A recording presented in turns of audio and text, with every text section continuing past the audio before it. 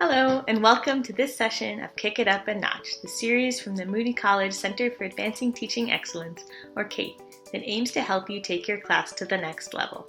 My name is Ivy Ash, and I'm a graduate assistant with the center. In this session, I'll be showing you how to kick your course up a notch using Canvas discussions. One reason to use discussions in your classroom is it's a great way to build classroom community, especially in asynchronous classes. It gives students a chance to get to know their fellow classmates as well as their fellow classmates' ideas. It's a good way to incorporate writing activities or research activities if you're going to require your posts to have some kind of external sourcing. And it's just a good way to encourage real deep engagement with the readings.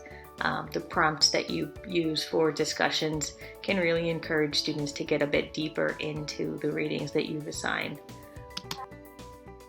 Things to keep in mind before you start discussing are setting up expectations in your syllabus and on the main discussion page about what your netiquette should be, what students should keep in mind in terms of being respectful when they're engaging with other people's ideas in the class. Something to go over with the entire class and to just keep reminding them about during this semester. In terms of expectations for the discussions themselves, it's important to provide expectations about what actually counts as good student feedback, how long the posts should be, and how long students should be spending on the post. So it's often very helpful to let students know they should be spending maybe no more than an hour planning out and writing their responses. That really helps them to budget their own time.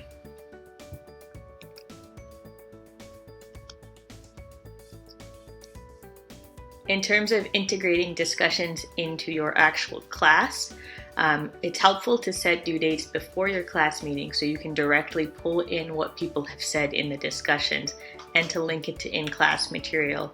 That way you have more of a synthesis between what's happening offline and what's happening online in these discussion boards.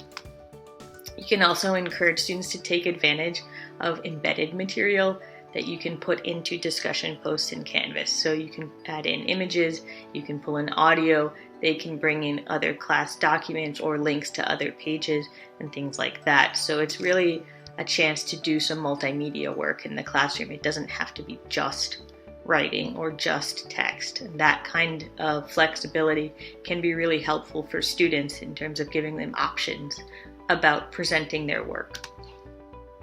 One other thing that is nice for discussions is you can use these boards as a site for presentations and for then giving feedback on presentations. So this is something that I do in my class. We set up PowerPoints in the Canvas discussions about their final projects. So you can embed Google Slides directly into a Canvas discussion post, and students can then come in and create their own posts about their final projects or any sort of discussion topic. And again, this is pretty helpful for asynchronous classes where you're not necessarily blocking off time in class for presentations, but it still gives students a spot to pull in their thoughts and organize final project and things like that. In terms of creating discussions, this is the main mostly blank Canvas page for discussions. So you can also pin things up here, the most frequent post or the one that's most recent, you can pin that up here. You can shut things down for comments too if you have certain deadlines. When you're actually making a discussion post, you have a few options that you as the instructor can set up down here, which include things like adding it to the grade book, adding it to the student's own to-do list, which is also very helpful for the student. You can also set it up so that people have to post their own before seeing other people's replies. But if you want to encourage people to build off of other people's replies and create a discussion that way. There's no real need to check that. So up here, the discussion syncs again with links both external and within the course. You can put in your images or other media. It actually syncs with Panopto.